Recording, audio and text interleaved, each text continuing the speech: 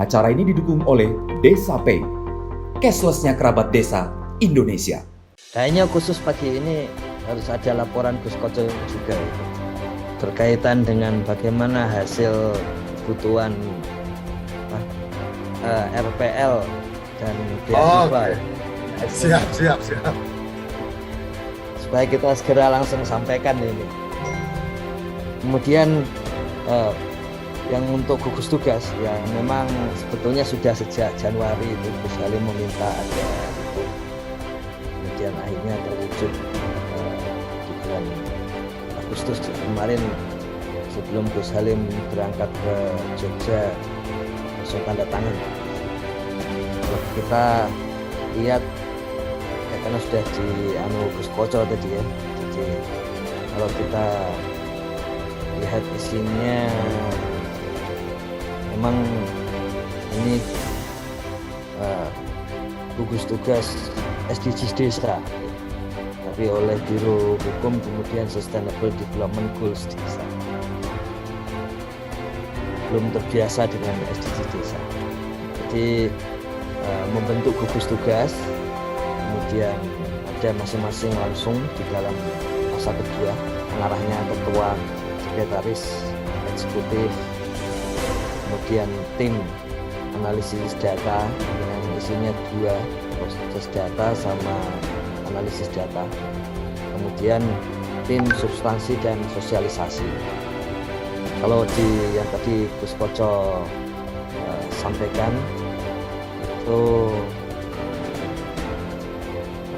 bahwa isi dari gugus tugas langsung Gus Halim, kemudian Pak Wamen, lalu ketuanya Pak Sekjen, kami bagian sekretaris, kemudian tim proses dan analisis itu di Badan Pengembangan Informasi tempat kami berada ini, kepala badan dan tim Pusdatin yang ada di sini.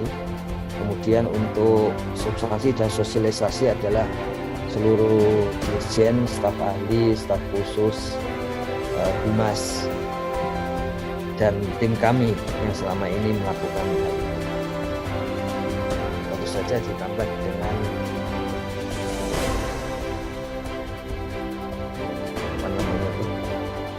tenaga pendamping profesional beserta di dalam. Kemudian yang juga segera dibagikan di dalam daily report itu tentang peraturan Menteri Desa tentang prioritas penggunaan dana desa 2022. Jadi prioritas penggunaan dana desa tahun depan.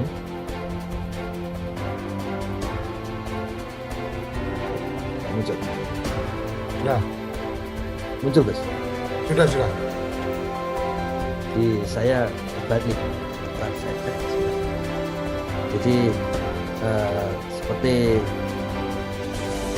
sudah banyak muncul di beberapa WA group kita. Jadi ini kita udah besok pagi, kemudian lebih banyak dialog karena ini tentu saja ada hal-hal yang perlu didiskusikan lebih lanjut. Kemudian termasuk yang sudah kita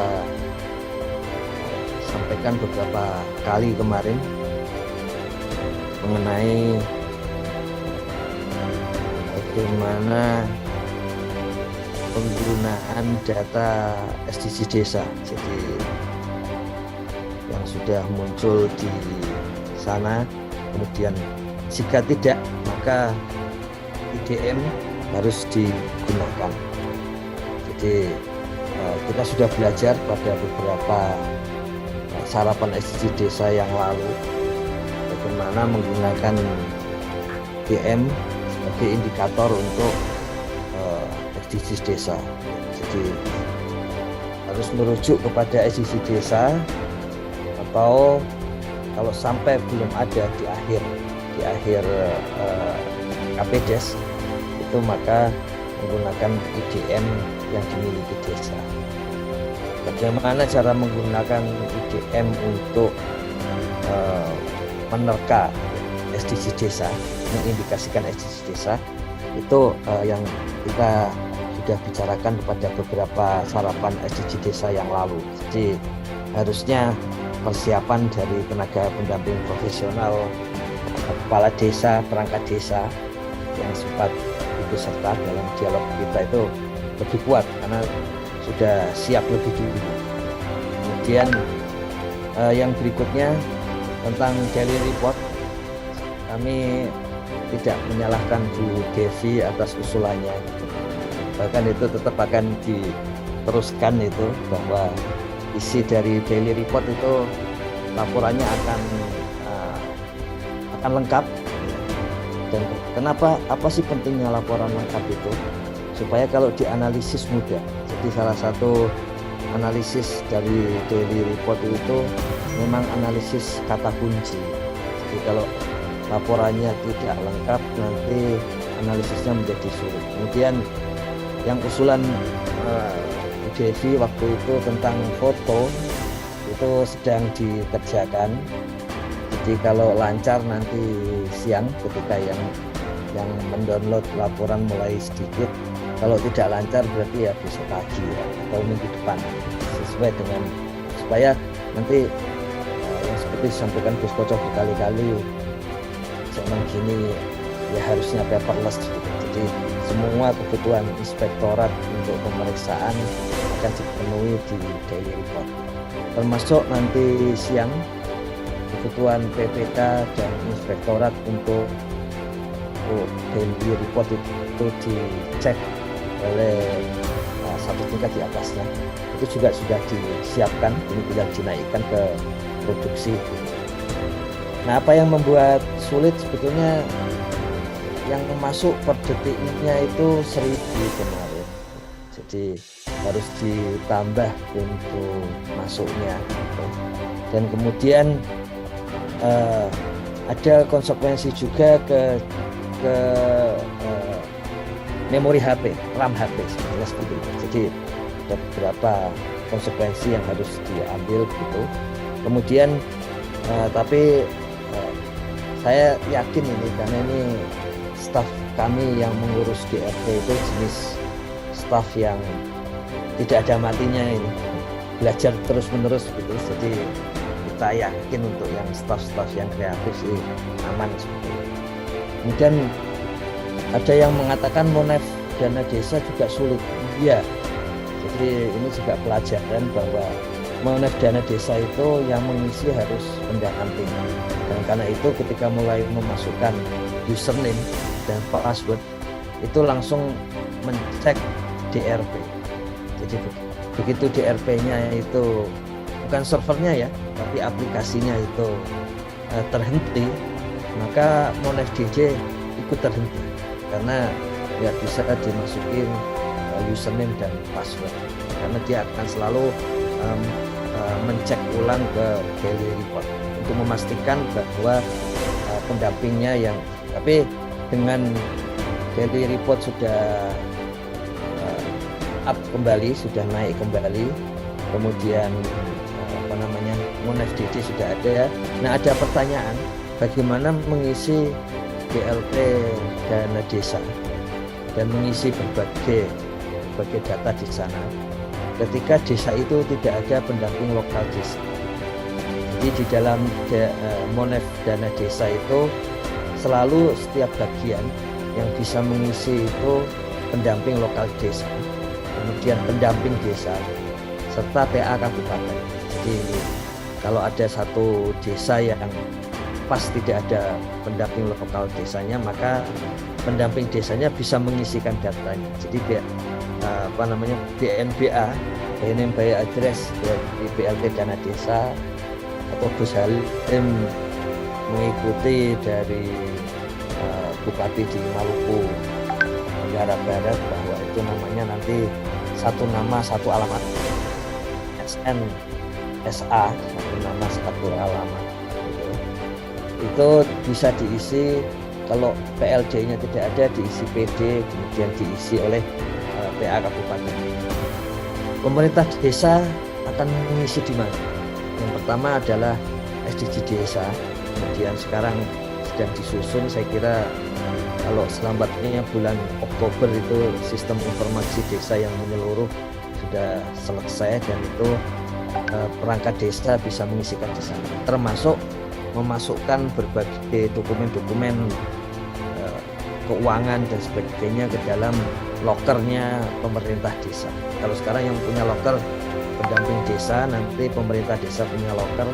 Kalau ada pemeriksaan inspektorat macam-macam, tinggal dicek di loker tersebut. Kemudian berikutnya adalah yang dashboard. Jadi dashboard itu harusnya hari Senin dinaikkan lokasi dan perbaikan lokasi, tetapi tim diminta rapat terus itu sampai kemarin, termasuk hasilnya SK tadi itu. Dan itu kemudian lokasi yang sudah terkoneksi menggunakan kode BPS maupun kode Kemendagri itu sekarang sedang di dalamnya ya, di dalam aplikasi di dashboard itu sedang konsolidasi di dalam untuk berbagai tabelnya. Jadi perkiraannya itu 12 jam.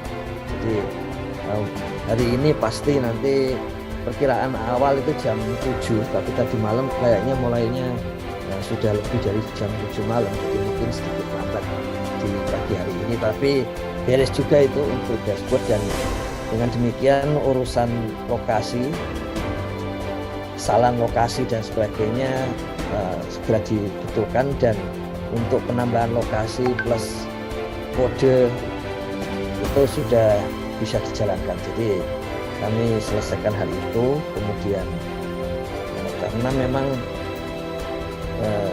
ya sudah mulai banyak yang akan menggunakan,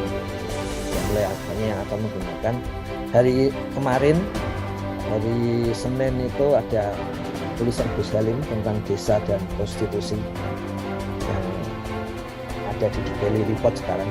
Kemudian hari ini saya lihat di media Indonesia ada opini tentang memupus kemiskinan ekstrim di desa. Jadi itu sepenuhnya menggunakan data SDG desa. Kita sudah diskusikan juga itu minggu lalu di sarapan SDG desa. Jadi nanti kita cek ide-ide dari beliau dan kemudian kita praktekkan di lapangan. Kemudian hari ini memang ini sangat menarik dan tidak terduga. Satu yang tidak terduga itu inovasi, karena munculnya banyak tapi yang melaporkan inovasi sedikit. Tapi khusus yang ini kebalikannya, yang melakukan penulisan kemudian video dari desa itu sudah sangat. Semula Gus Masruri ini saya cari-cari di pendampingan karena saya pernah dengar menjadi pendamping desa, tapi sepertinya sekarang sudah berkembang lebih jauh sehingga tidak ada di pendamping desa.